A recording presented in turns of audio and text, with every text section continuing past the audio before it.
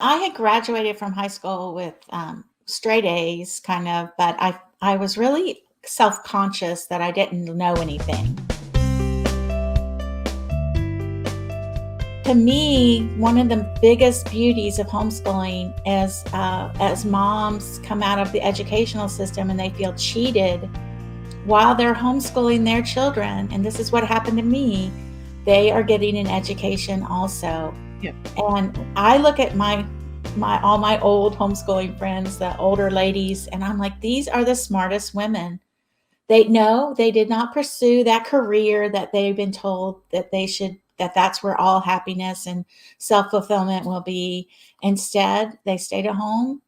They learned along with their children, and that gave them purpose. That gave them any kind of purpose that they would have needed or had in the workplace. Homeschooling is a way to be fulfilled in life and to have a purpose and to repair those ruins of education that we were cheated out of in some ways by the educational system and the culture.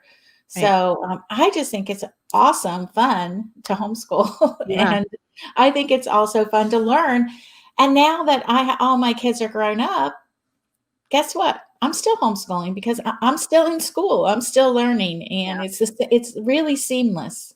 Yeah. You talk about being cheated out of an education, and I'm one who grew up in a Christian school almost my entire life. And I also came out of high school just feeling like I don't know anything.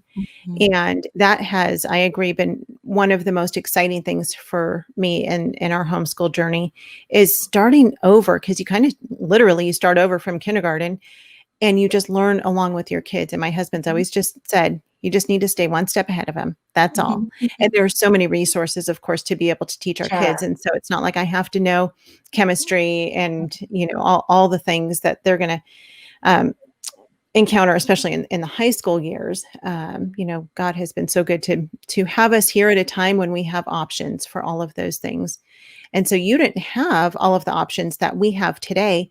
What did it look like for you? I know you did your morning time. We talked about that. But how? Because I know many are asking this question, and many, many moms ask the question, especially if they have a large family like yours, you had 9 kids. How in the world did you successfully homeschool 9 children all at the same time?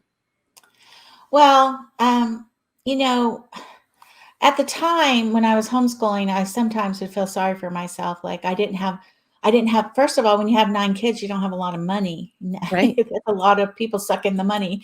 And I would feel like, oh, I feel sorry. We don't have opportunities other people have because we can't put them in outside classes, or we didn't even have outside classes available, or we lived so far out in the country we couldn't get anywhere. We didn't have co-ops. We didn't have all these things.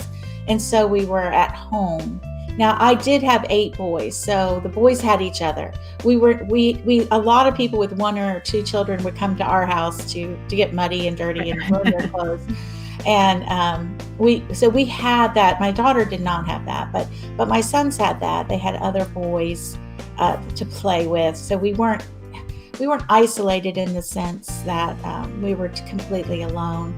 But in the end, I saw that a lot of the things that I thought were weaknesses, and we didn't have the internet until Mhm. well into, my oldest was around 14, I think. All these things that I felt like at the time were weaknesses and they weren't opportunities that we weren't having ended up being the very things that turned out to be blessings.